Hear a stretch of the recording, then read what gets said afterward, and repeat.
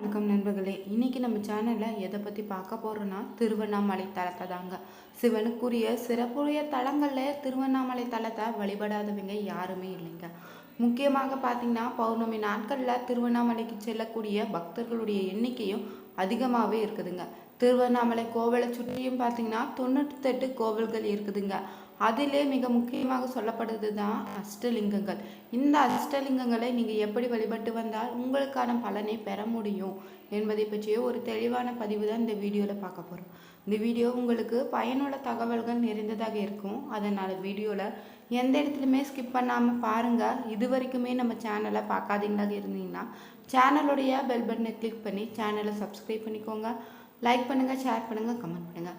வாங்க வீடியோக்குள்ளே போகலாம். நம்மளை தளத்தில் நீங்கள் சென்று வழிபட்டு வந்தாலே போதுங்க. சிவபெருமானின் அருள் மட்டும் இல்லாமல் 30 முக்கோடி தேவர்களுடைய அருளும் கிடைக்கும். ரிஷிகள், சித்தர்கள் என அருளும் நமக்கு கிடைக்கும் என்பது நம்பிக்கையாக இருக்குதுங்க. திருவண்ணாமலை தளத்தில் பார்த்தீங்கன்னா அருணாச்சலேஸ்வர் கோயிலில் அண்ணாமலையை சுற்றியுமே அஷ்டலிங்கங்கள் காணப்படுது. 8 வித லிங்கங்கள் கிரிவல பாதையில் இருக்குதுங்க. இவைகளில் ஒவ்வொன்றுமே பார்த்தீங்கன்னா ஒவ்வொரு திசையை நோக்கி அமைத்திருக்காங்க. கிரிவலம் செல்பவங்க இந்த 8 லிங்கங்களையுமே அவசியம் வழிபட வேணும். ஒவ்வொரு லிங்கமும் ஒவ்வொரு விதத்திற்கு சிறப்பு பெற்றதாக இருக்குது. இவற்றை கிரிவலம் செல்லும் போது வழிபடும் போது ஒரு குறிப்பிட்ட நாளாக நீங்கள் வழிபட்டு வந்தாலே போதும் உங்களுக்கு ஒவ்வொரு விதமான பலன்கள் கிடைக்குங்க. கோவிலுடைய தனி சிறப்பு பார்த்தீங்கன்னா ஒவ்வொரு தேவர்களுமே இங்கு சிவ பூஜை நடத்தியிருக்காங்க. அதன் மூலம் தங்களுடைய துன்பங்கள் நீங்க பெற்றதாகவும் ஐதீகத்தில் சொல்லியிருக்காங்க. இப்போதும் பார்த்தீங்கன்னா இவர்கள் சூட்சும உருவில் இங்கே லிங்கங்களுக்கு பூஜை செய்வது வழிபடுவதாக நம்பிக்கை இருக்குதுங்க. திருவண்ணாமலையில் பார்த்தீங்கன்னா கிரிவலம் வரும் வழியில் முதல்ல இருப்பது தாங்க இந்திரலிங்கம். இந்த லிங்கத்தை கிழக்கு திசை பார்த்து அமைச்சிருக்காங்க. இந்த லிங்கம் தான் தேவர்களின் தலைவராக இருக்கக்கூடிய இந்திரனால் நிறுவப்பட்டதுன்னு வழிபடப்படக்கூடிய லிங்கமாகவும் சொல்லப்படுது. கிரிவலம் வரும் பாதையில் நீங்கள் இரண்டாவதாக தரிசிக்கக்கூடிய லிங்கம் தான் அக்னிலிங்கம். இந்த லிங்கம் பார்த்தீங்கன்னா தென்கிழக்கு திசையை நோக்கி அமைஞ்சிருக்குது. இந்த லிங்கத்தில் சிறப்பம்சம் என்னன்னா இது கிரிவலம் செல்லும் வழியில் இடதுபுறம் இருக்கும் ஒரே லிங்கம் தான். இது அக்னி தேவனால் பிரதிஷ்டை செய்யப்பட்டு வழிபட்ட ஒரு லிங்கமாக சொல்லப்படுது. அடுத்ததாக கிரிவல பாதையில் 3வது லிங்கமாக அமைந்திருப்பது தான் யாமலிங்கம். இதுதான் தெற்கு திசை நோக்கி அமைச்சிருக்காங்க. இந்த யம தர்மனால் நிறுவப்பட்ட லிங்கமாக சொல்லப்படுது. இது செவ்வாய் கிரகத்திற்கு உட்பட்ட லிங்கம் தாங்க.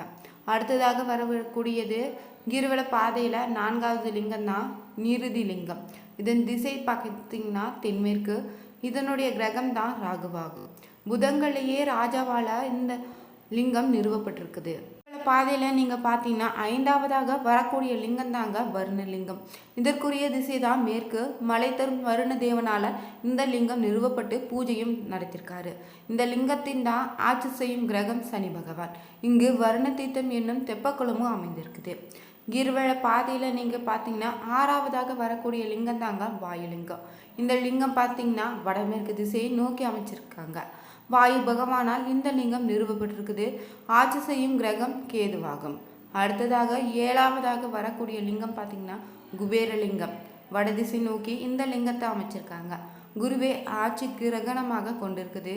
செல்வத்தை வழங்கும் குபேரனால் இந்த லிங்கம் உருவாக்கப்பட்டிருக்குது. கடைசியாக 8வதாக வரக்கூடிய லிங்கம் தாங்க ஈசானிய லிங்கம். வடகிழக்கை நோக்கி அமைச்சிருக்காங்க. ஈசானிய தேவரால் நிறுவப்பட்டது. திருவண்ணாமலை அருணாச்சலேஸ்வர் கோயில் பார்த்தீங்கன்னா பல்வேறு அதிசயங்களையும் அற்புதங்களையும் கொண்ட தலமாக இருக்குதுங்க. திருவண்ணாமலை தலம் பார்த்தீங்கன்னா அக்னி தலமாக சொல்லப்படுறாங்க. திருவண்ணாமலை தலம் தாங்க நடுநாட்டு தலங்களில் முதன்மையாக இருக்குது. பஞ்சபூத தலங்களுக்கு இது அக்னி தலமாக அமைஞ்சிருக்குது. 4வராலும் பாடப்பட்ட தலமும் இது ஒன்று மட்டும்தான். எங்கிருந்து நினைத்தாலுமே முக்தி கொடுக்கக்கூடிய தலம் இது ஒன்று தாங்க. இத்தலத்தில் தான் பார்த்தீங்கன்னா திருப்புகழ், கந்தர் அனுபூதி, திருவெண்பாவை, திருவெண்மானை, அருணாச்சல அஷ்டகம் போன்ற புனித நூல்கள் பிறந்திருக்குதுங்க. மூர்த்தி, தலம், தீர்த்தம் என 3 வகை சிறப்புகளை கொண்டது இந்த தலம். பிரம்மன் திருமாலின் ஆணவம் அளித்த தலமும் இதுதான். அர்த்தநாதீஸ்வரர் கோலம் கொண்ட தலமும் இதுதாங்க. கார்த்திகை தீபத்தில் மூலத்தலமும் இதுவாக சொல்லப்படுது. ஆதார தலங்களுக்கு இது பனிபூரக தலமாக விளங்குது. இத்தலம் பார்த்திங்கன்னா மலையுச்சில தான் ஏற்றப்படும் மகா தீபம் தான் இந்த உலக புகழ்பெற்ற தீப ஒளியாக இருக்குதுங்க. ஆலயத்து உள்ளே நீங்கள் போய் பார்த்தீங்கன்னா சிவகங்கை தீர்த்தம், பிரம்ம தீர்த்தம் என 2 பெரிய குளங்கள் அமைச்சிருக்காங்க. கொடிக்கம்பம் அருகே தான் செந்தூர விநாயகர் பிரம்மாண்டமாக காட்சி தராரு. பஞ்சலிங்கங்களும் 4 முகங்கள் கொண்ட பிரம்மலிங்கமே இங்கு அமைஞ்சிருக்குது. காலபைரவர் சன்னதி தனியாக அமைச்சிருக்காங்க. மையத்தில் பார்த்தீங்கன்னா மலை அடிவாரத்தில் தான் அண்ணாமலையார் ஆலயம் பார்த்தீங்கன்னா 24 ஏக்கர் நிலப்பரப்பில் பறந்து அமைச்சிருக்காங்க. ஆலயத்தில் பார்த்தீங்கன்னா 9 கோபுரங்கள் இருக்குது. கோபுரங்கள் மழிந்த ஆலயத்து இது. இவ்வாலயத்தில் உள்ளே பார்த்தீங்கன்னா 6 பிரகாரங்கள் இருக்குது. 142 சன்னதிகளும் 22 பிள்ளையார்கள் 306 மண்டபங்கள் என 1000 தூண்கள் கொண்ட ஆயிரங்கால் மண்டபமும் இந்த தளத்தில் இருக்குதுங்க. அதன் அடியில் பார்த்தீங்கன்னா பாதாலிங்கம் என பாலராமன் தவம் செய்த இடமும் அமைஞ்சிருக்குது.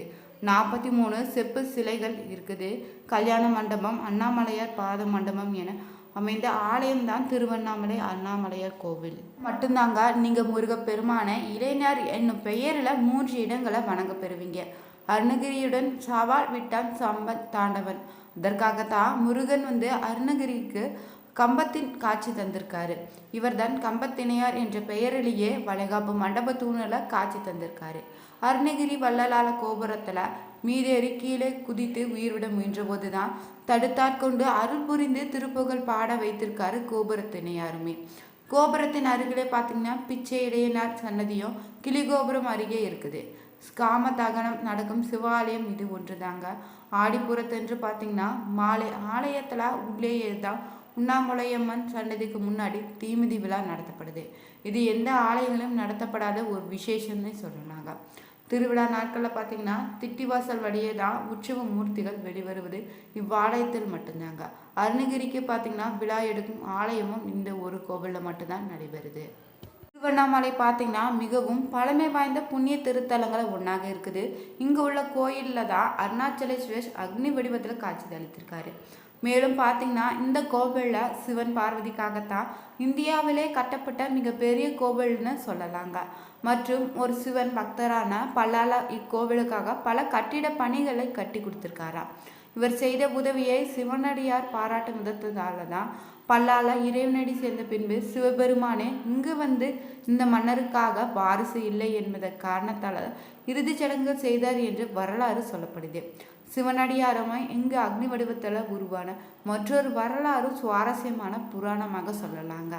ஒரு முறை பார்த்தீங்கன்னா ஒரு தருணத்தில் பிரம்மமும் விஷ்ணுவுக்கும் வாக்குவாதம் ஏற்பட்டு உச்சத்தை எட்டிய நிலையில் இருந்திருக்காங்க.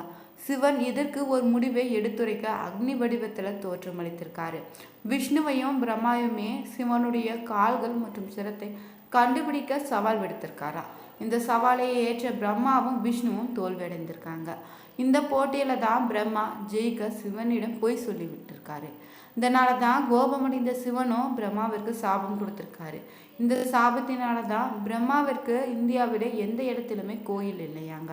இதனால தான் பிரம்மாவை யாரும் எந்த கோயிலும் சென்று வணங்க முடியாத நிலை இப்போது இருக்குது. இன்று பார்த்தீங்கன்னா திருவண்ணாமலையில் சிவனடியார் அக்னியாக வழிபடுவதற்கு இதுவுமே ஒரு முக்கிய காரணமாக சொல்கிறாங்க. அதனால தான் இது பார்த்திங்கன்னா பஞ்சபூத தலங்களில் அக்னி தலமாக விளங்கி வருது.